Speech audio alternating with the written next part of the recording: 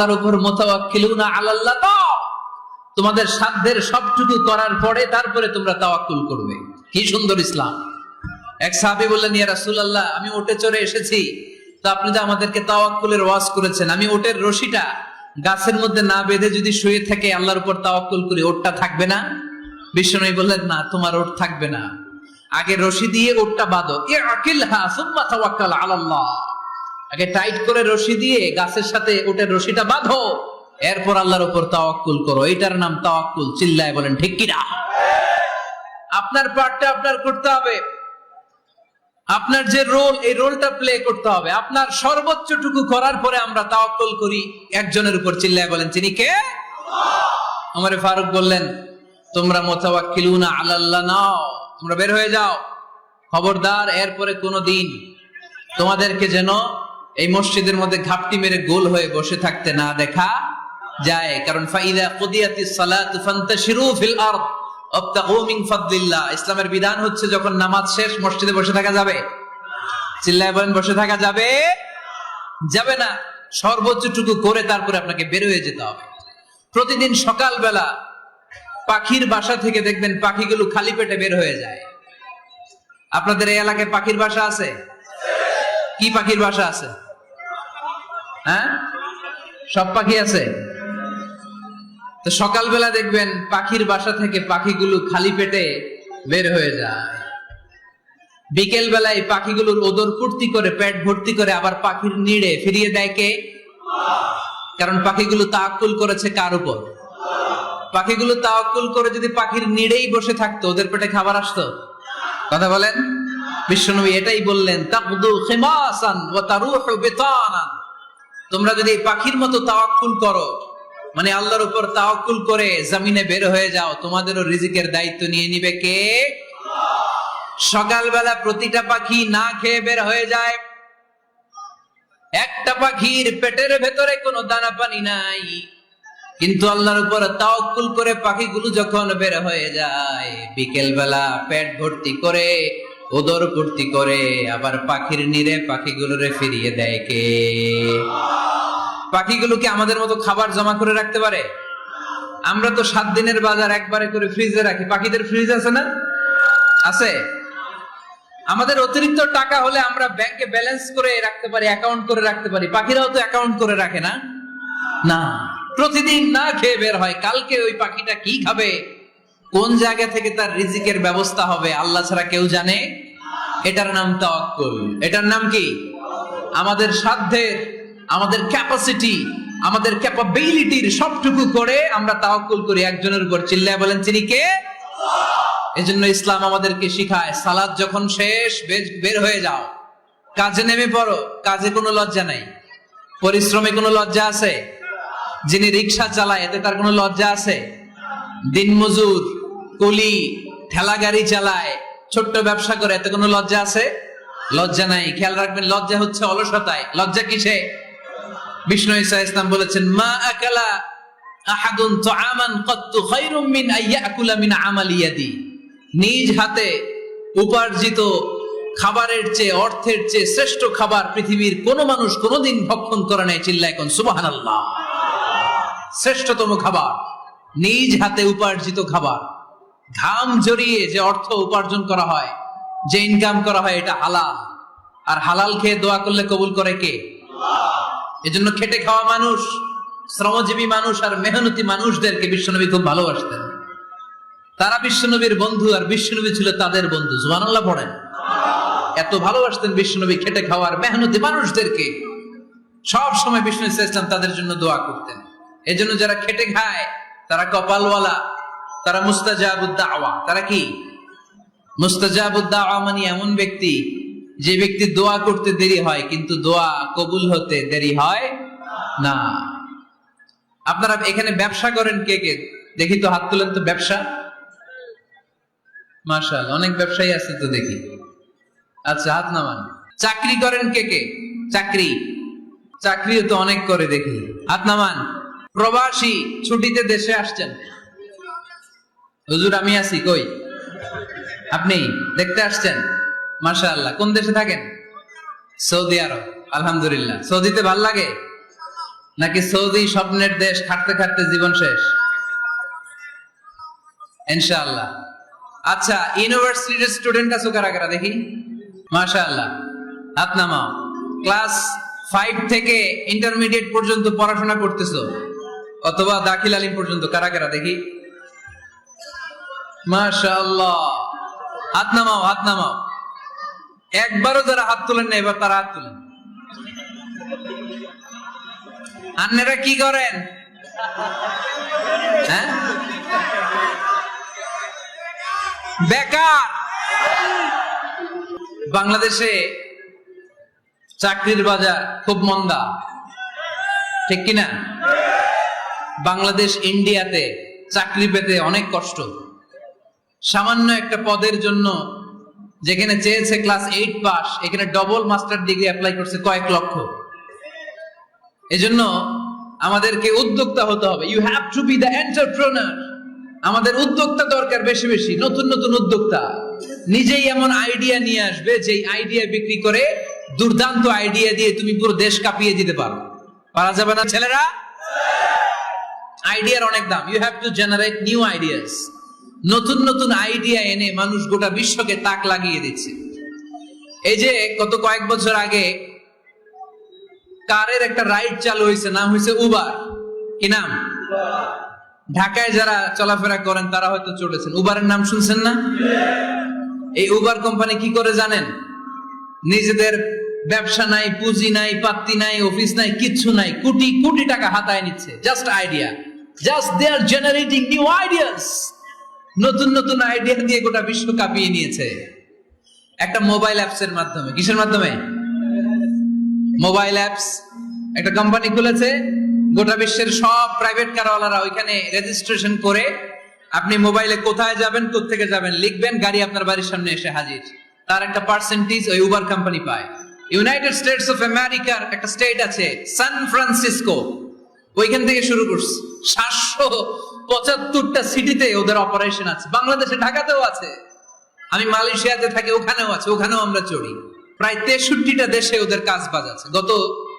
গত বছরে 2018 সালে ওদের প্রফিট ছিল, রেভিনিউ ছিল 11.27 billion US dollar, 11.27 US billion dollar. Just they are selling their ideas. নতুন নতুন আইডিয়া দিয়ে গোটা বিশ্ব কাঁপাচ্ছে। এই উবার যখন চালু হলো, আমি তখন মালয়েশিয়ায় শুনলাম বাংলাদেশে নতুন আরেকটা বাইর হইছে, পাঠাও। কি নাম? এটা বোধহয় সারা বাংলাদেশ ব্যাপী হয় নাই, 3টা জায়গায়, সিলেটে, চট্টগ্রামে আর ঢাকায়। এরা আরো চালাক। বাংলাদেশের ছেলেপেলেদের মাথায় চিকন চিকন অনেক বুদ্ধি। এরা ভাবলো এই উবার দিয়ে আর আমরা কত আগাবো, আমাদের গাড়ি আরো ছোট করতে হবে। এরা মোটরসাইকেল রাইড দেওয়া শুরু করছে। জ্যামের শহর ঢাকা, চিপা চাপা দিয়া এরা আপনারা নিয়ে জায়গা মতো পৌঁছায় দিবে। এরপরে কত কিছু বানাচ্ছে ছেলেপেলেরা, আমি তো এগুলো দেখে অবাক। রকমারি.com নাম শুনছো? বিক্রয়.com নাম শুনছো? ঘরে বসে বসে কোটি কোটি টাকা হাতিয়ে নিচ্ছে তারা। Just they are selling their ideas. যেহেতু আমাদের চাকরি কম, ওই চাকরির বাজারে আমরা লাইন দিতে চাই না। আমাদের মেধাকে খাটিয়ে খাটিয়ে আমরা নতুন তরুণ উদ্যোক্তা বানাতে চাই। চিল্লায় বলো ঠিক কিনা? উদ্যোক্তা যত বাড়বে ততই দেশের কল্যাণ হবে। মানুষ তাদের আইডিয়াকে কাজে লাগিয়ে গোটা বিশ্বকে তাক লাগিয়ে দিচ্ছে। আমরা আমাদের সমতল ভূমিতে চাষ করতে চাই না।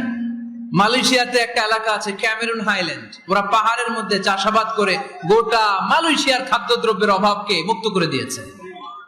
পাহাড়ের মধ্যে ওখানে ফুলের বাগান।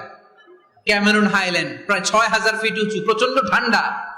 এই ঠান্ডা পাহাড়ি হিল ট্রাক্স এরিয়াতে মালয়েশিয়ার এই ক্যামেরুন হাইল্যান্ডে ওখানে আছে ফুলের বাগান, আছে ফলের বাগান, আছে চায়ের বাগান। ওখানে মধুর চাষ হয়, ওখানে শাকসবজি চাষ হয়, ওখানে অনেক কিছু চাষাবাদ হয়। ওই ফলমূল শাকসবজি দিয়ে গোটা মালয়েশিয়ার 14টা স্টেটে যত শাক সবজি ফলমূল লাগবে ওরা আঞ্জাম দেয়। আর আমরা আমাদের সমতল ভূমিতে চাষ করতে চাই না। আমরা চাষাবাদকে খুব লজ্জা মনে করি। এটা ভুল আইডিয়া। আমাদের যে এলাকা যে জিনিসের জন্য বিখ্যাত ওইটাকে আমাদের ব্র্যান্ডিং করতে হবে। লক্ষ্মীপুর কিসের জন্য বিখ্যাত? নারিকেল সুপারি। নারিকেল সুপারি যে পৃথিবীর কত মানুষ, ইন্দোনেশিয়ান লোকেরা মুড়ির মতো খায় নারিকেল আর সুপারি।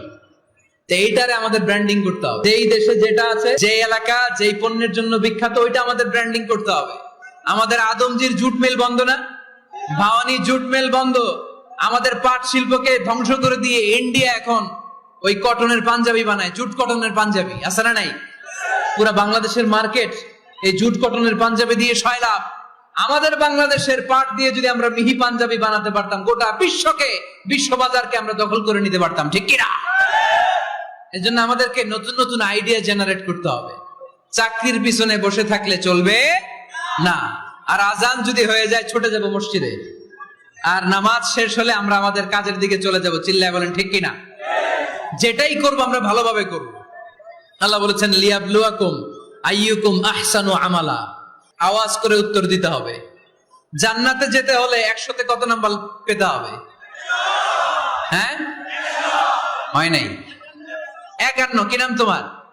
হ্যাঁ, ফরহাদ। জান্নাতে যেতে হলে 100তে আমার দরকার 51। 100তে কত লাগবে? ফাআম্মা মান সাকুলাত মাওয়াজিনুহু ফাহুয়া ফি আইশাতির রাদিয়া। সেদিন মিজানের পাল্লা যার ভারী হয়ে যাবে সে আনন্দ উৎসবে থাকবে। তো মিজানের পাল্লা ভারী হওয়ার জন্য 100তে আমার কত পাওয়া লাগবে? কত পাওয়া লাগবে? 51 পেলেই হয়ে যাবে। এজন্য আল্লাহ বলছেন লিয়াবলুয়াকুম আইয়ুকুম আহসানু আমালা। যেটাই করবে ভালোভাবে করবে। আল্লাহ এটা পরীক্ষা করতে চান যে আমরা ভালোভাবে কে কতটুকু আমল করেছি।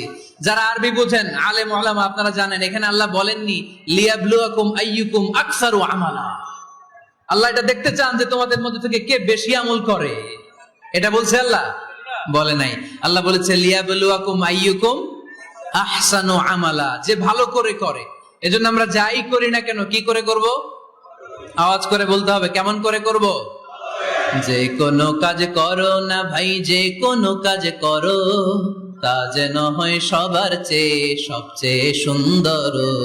পড়েন, যে কোনো কাজ করো না ভাই, যে কোনো কাজ করো তা যেন হয় সবার চেয়ে সবচেয়ে সুন্দর। পড়েন, যে কোনো কাজ করো না ভাই, যে কোনো কাজ করো তা যেন হয় সবার চেয়ে সবচেয়ে সুন্দর। হোক না সেটা পড়া লেখা, রঙের ভাষায় ছবি আঁকা। পড়েন, হোক না সেটা পড়া লেখা, রঙের ভাষায় ছবি আঁকা। হোক না সেটা সামান্য কাজ কিংবা মহত্তর, তা যেন হয় সবার চেয়ে সবচেয়ে সুন্দর। যে কোনো কাজ করো না ভাই, যে কোনো কাজ করো তা যেন হয় সবার চেয়ে সবচেয়ে সুন্দর। চিৎকার করে বলেন ঠিক কিনা? আমরা যেটাই করি না কেন এটা ভালো করে করার দরকার আছে না নাই? এজন্য কাজে আর শ্রমে কোনো লজ্জা নাই। লজ্জা হচ্ছে অলসতায়। লজ্জা কিসে? অলসতায়। বিষ্ণু ঈসা ইসলামের কাছে এক সাহাবী এসে বলল, ইয়া রাসূলুল্লাহ আ'তিনি শাইআন, আপনি আমাকে কিছু দান করেন, আমার কিছুই নাই। বিষ্ণু বললেন, তোমার কিছু নাই? সাহাবী বললেন, ইয়া রাসূলুল্লাহ ঘরে আমার শুধু 2টি জিনিস আছে। কয়টা? চিল্লায় বলেন কয়টা?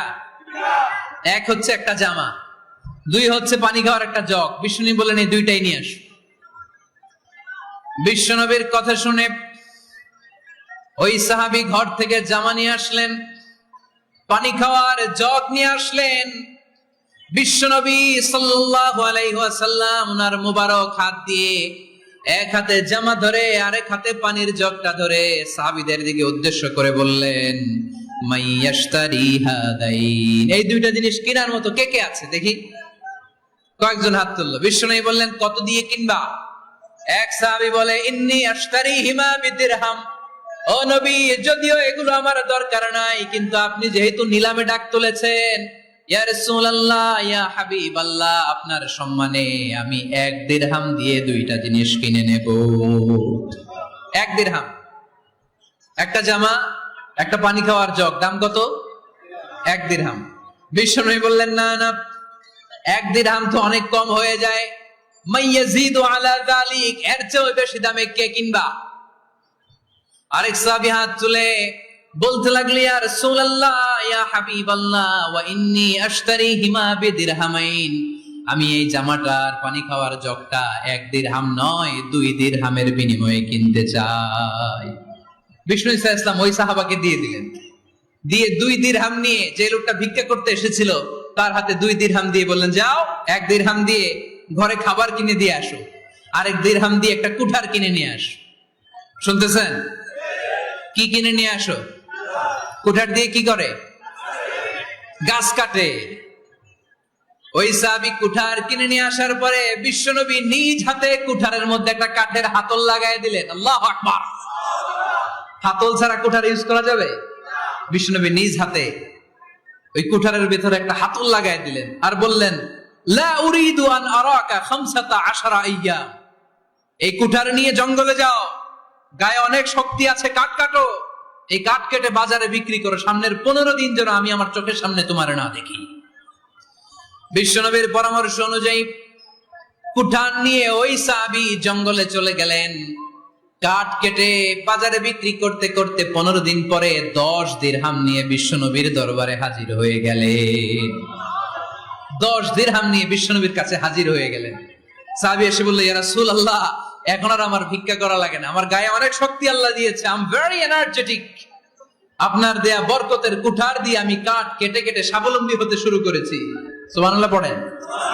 আমি এখন 10 দিরহামের মালিক। বিশ্বনবী বললেন, লা আইয়াহতাতিবা আহাদুকুম হুজমাতান আলা দাহরিহি খায়রুম মিন আইয়াসআলা শাইআন ফায়ু'তিয়াহু আও ইয়ামনাহু। যাদের গায়ে শক্তি আছে তারা ভিক্ষা না করে কাঠ কেটে পিঠে সেই বোঝা নিয়ে বাজারে বিক্রি করা অনেক ভালো। কারণ কারো কাছে যদি তুমি হাত পাতো, সে দিতেও পারে, নাও দিতে পারে। আর কষ্ট করলে কষ্ট কোনোদিন বৃথা যায় না। চিল্লায় বলেন ঠিক কিনা? বিষ্ণু ঈসা ইসলামের অনুপ্রেরণায় এই সাহাবা অল্প কিছুদিনের ব্যবধানে স্বাবলম্বী হয়ে গেলেন। What is the moral of the story? বিশ্বনবীর এই প্রফেটিক স্টোরি থেকে আমাদের কি শিক্ষা? লেসন নাম্বার 1, বিশ্বনবী চাইলেই ওই 2 দিরহাম দিয়ে বলতে পারতো, যাও খাবার দাবার কিনে ফ্যামিলিতে দিয়ে আসো। সে ওই 2 দিরহাম নিয়ে খাবার দাবার কিনে ফ্যামিলিকে খাইয়ে রাত্রে আবার ভিক্ষায় নামতো। কথা কন, রাত্রে কি করতো? ভিক্ষায় নামতো। বিষ্ণু ঈসা ইসলাম তাকে কাজ করে খাওয়ার জন্য উৎসাহ দিলেন। পাশাপাশি বিষ্ণু ঈসা ইসলাম পার্মানেন্ট সলিউশন দিলেন।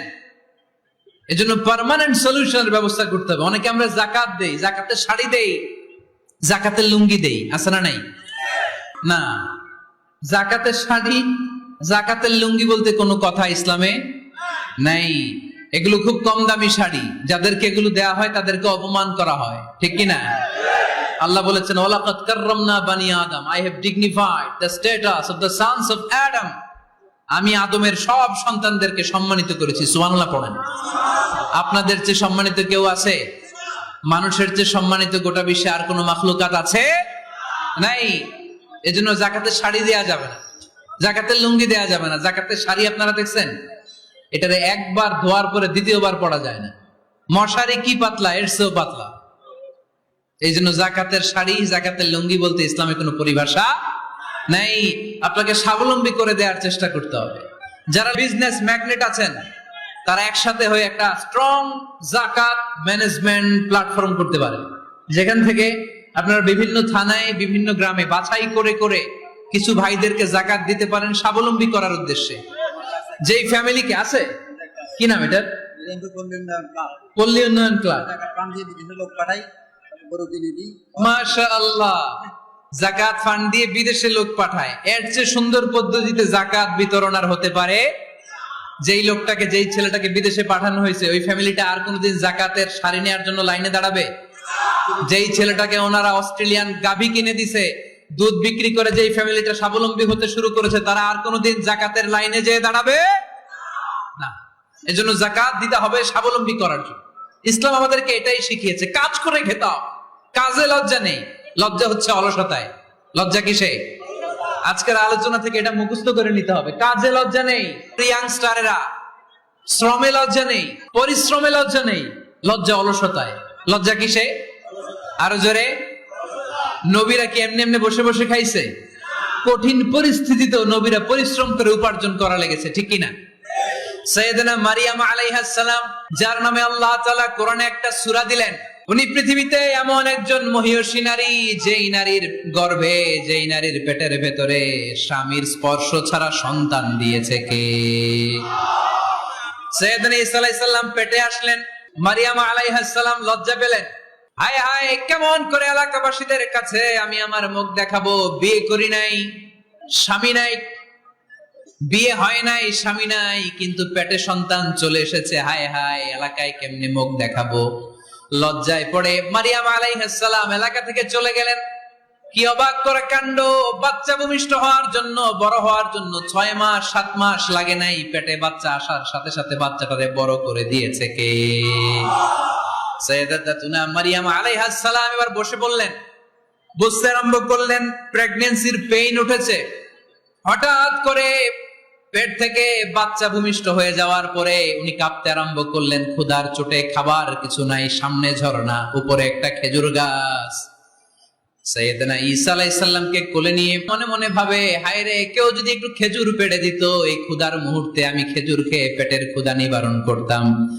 রব্বুল আলামিন মারিয়ামকে উদ্দেশ্য করে আয়াত নাজিল করে দিলেন, ওয়া হুজ্জি ইলাইকি বিজিযিন নাখলাতি তুসাকিত আলাইকি রতবান জানিয়া। কোরআন সাক্ষী, হুজ্জি ইলাইকি বিজিযিন নাখলা, এর মানে হচ্ছে মারিয়াম, কেউ পেড়ে দিবে না, একটু কষ্ট করে হাতটা উঁচু করে খেজুরের ডালা ধরে ঝাঁকুনি মারো, টসটসে কাঁচা পাকা খেজুর নিচের দিকে পড়বে, তারপর তুমি তুলে খাবে। সুবহানাল্লাহ পড়েন।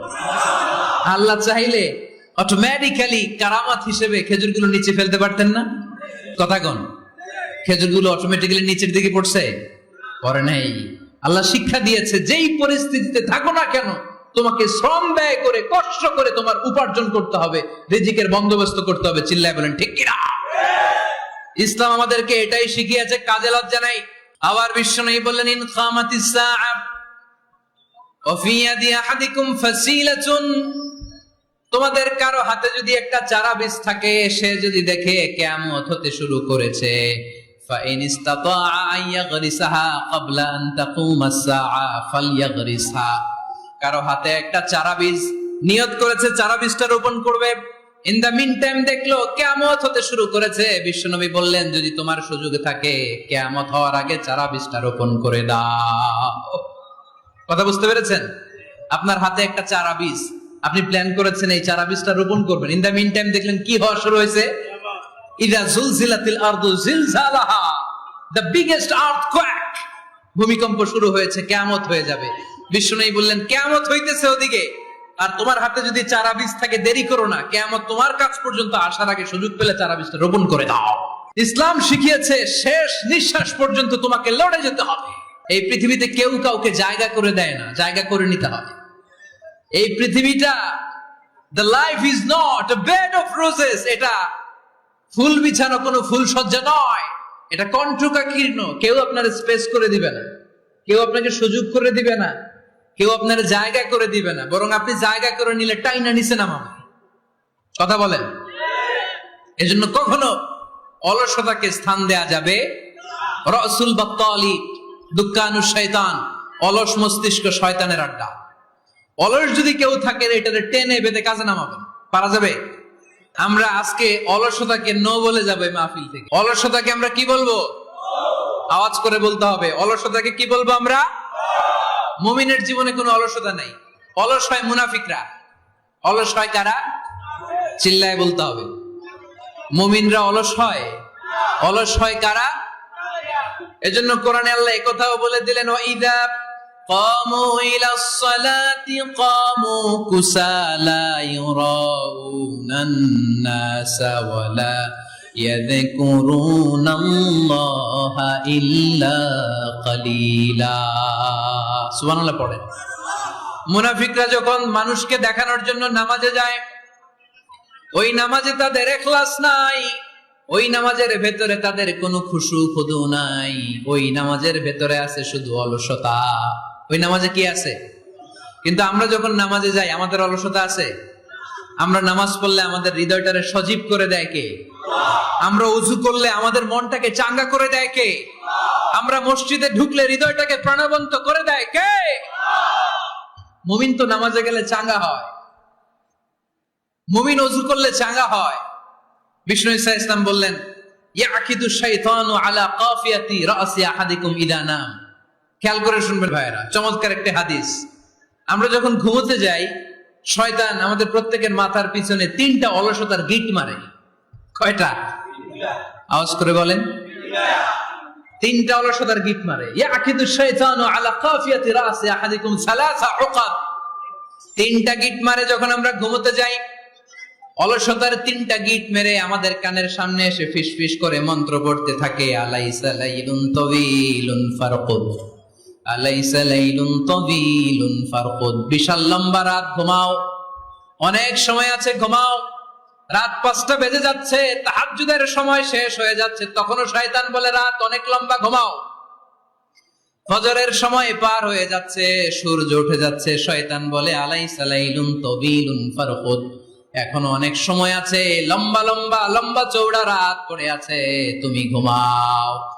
বিশ্বনবী বললেন ফাইন ইস্তাইকাযা ওয়া যাকারাল্লাহ ইনহাল্লাত উকদা।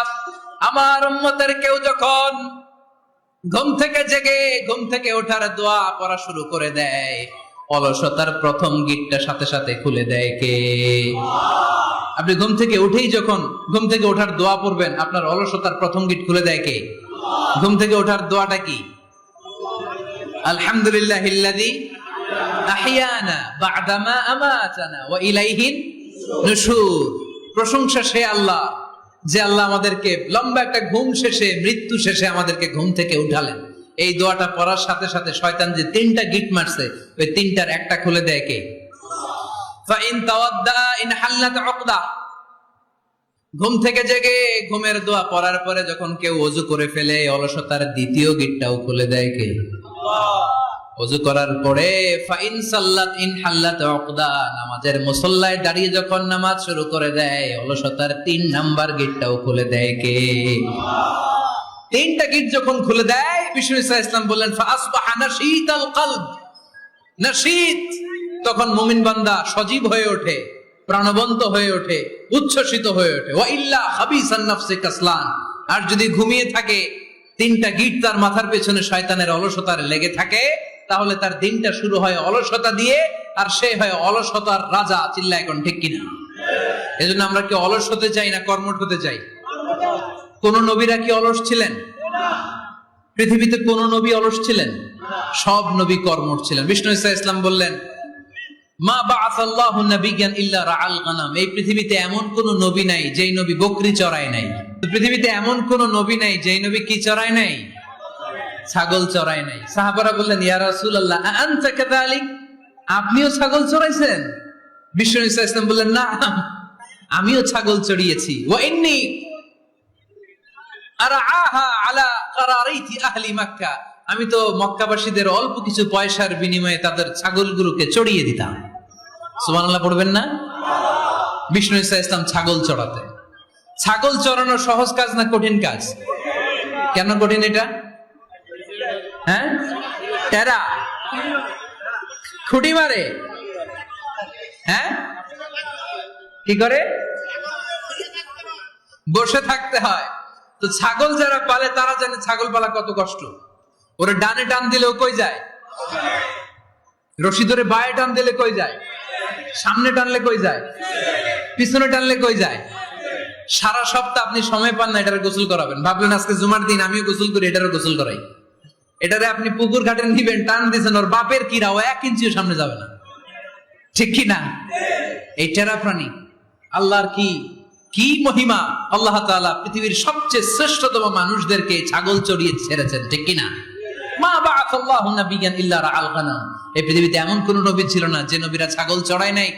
আল্লাহ বোঝাতে চাইলেন ছাগল চড়ানো অনেক কষ্টের কাজ, অনেক ধৈর্যের প্রয়োজন। এখন নবীরা তোমরা ছাগল চড়াও, কিছুদিন পর ছাগলের চেয়েও টেরা জাতি মানুষ চড়াইতে হবে। মানুষের মধ্যেও টেরা আছে না নাই? ভালো বললে ভালোটা বুঝে না, ডানে যেতে গেলে বায়ে যায়, বায়ে যেতে বললে ডাইনে যায়, এরকম আছে না নাই? সম্মানিত ভাইয়েরা, সমস্ত আম্বিয়া আলাইহিমুস সালাম ওনারা কর্মঠ ছিলেন। সাইয়েদনা আদম আলাইহিস সালাম নিজ হাতে চারা গাছ রোপণ করে চাষাবাদের কাজ করেছেন। সুবহানাল্লাহ পড়েন। সাইয়েদনা ইব্রাহিম আলাইহিস সালাম চাষাবাদের কাজ করেছেন। সাইয়েদনা দাউদ আলাইহিস সালাম নিজ হাতে যুদ্ধের জন্য যে পোশাক পরতে হয়, যেটা পরলে গায়ের মধ্যে ছুরি মারলেও ঢুকে না, ওই শিরস্ত্রাণ বানিয়েছেন, নিজ হাতে তলোয়ার বানিয়েছেন। সুবহানাল্লাহ পড়েন। সাইয়েদনা মুসা আলাইহিস সালাম ছাগল চড়িয়েছেন। সাইয়েদনা মুসা আলাইহিস সালামের মেজাজ নরম না গরম? নবীদের মধ্যে সবচেয়ে বেশি মেজাজওয়ালা নবী ছিলেন মুসা আলাইহিস সালাম। উনিও 8 থেকে 10 বছর সাইয়েদনা শুআয়ব আলাইহিস সালামের এরিয়াতে ছাগল চড়িয়েছেন, চিল্লায় বলেন সুবহানাল্লাহ। এজন্য নবীরা যেহেতু কাজ করেছেন, কর্মঠ ছিলেন, আমরাও কর্মঠ হব, ঠিক কিনা? সাহাবারাও কর্মঠ ছিলেন, বিশ্বনবীর সাহাবারাও ব্যবসা করতেন। সাইয়েদনা আবু বকরের বিশাল ব্যবসা প্রতিষ্ঠান ছিল। সুবহানাল্লাহ পড়েন। আপনারা হজ উমরা করেছেন কে কে দেখি? করছেন? মাশাআল্লাহ। যারা করে নাই আল্লাহ তাদেরকে আল্লাহর ঘর জিয়ারতের তুমি নসিব করো, আমিন। বিশ্বনবীর মাকবারার সামনে দাঁড়িয়ে আমরা যেন সালাম পেশ করতে পারি, তুমি নসিব করো, আমিন। বাইতুল্লাহ শরীফে এবং মসজিদ নববীতে আমরা যেন সালাত আদায় করতে পারি, আল্লাহ তুমি নসিব করো, আমিন। সাইয়েদনা আবু বকর রাদিয়াল্লাহু তাআলা আনহুর ব্যবসা প্রতিষ্ঠান ছিল মক্কা কাবা ঘরের পাশেই। উনার ব্যবসা প্রতিষ্ঠানগুলো যেখানে ছিল ঠিক ওইখানেই সৌদি সরকার এখন শপিং মল বানিয়ে দিয়েছে, মাতজার আবু বকর। মক্কা শহরের যেখানে বহিরাগতরা এসে ওখানে ছাগল, ওখানে ঘোড়া, উট এগুলো রাখতো, আস্তাবল রাখতো, ঘোড়া আর উট যেখানে রাখা হতো ঠিক ওই জায়গায় সৌদি সরকার ওটার পার্কিং লট বানাই দিচ্ছে।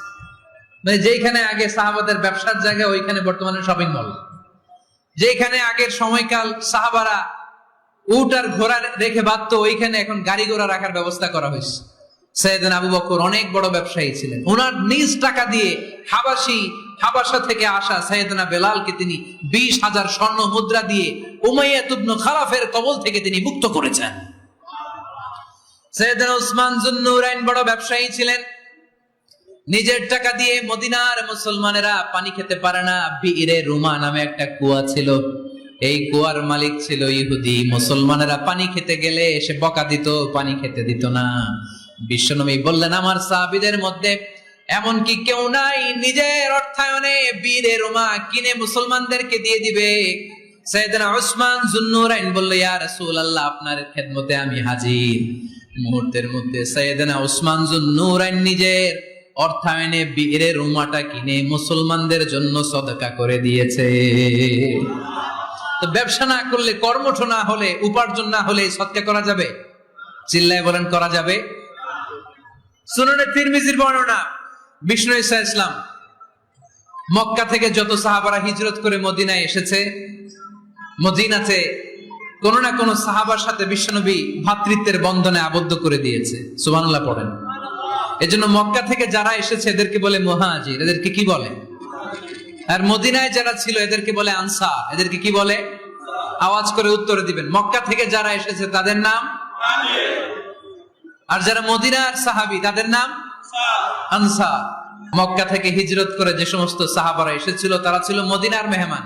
বিশ্বনবী এক এক মক্কার সাহাবীকে মদিনার এক এক সাহাবীর সাথে ভ্রাতৃত্বের বন্ধনে আবদ্ধ করে দিলেন। আব্দুর রহমান ইবনে আউফ রাদিয়াল্লাহু তাআলা আনহু, ওনার সাথে ভ্রাতৃত্বের বন্ধনে যে সাহাবীকে বিশ্বনবী আবদ্ধ করে দিলেন ওনার নাম হচ্ছে সাআদ ইবনে রাবিয়া। কি নাম?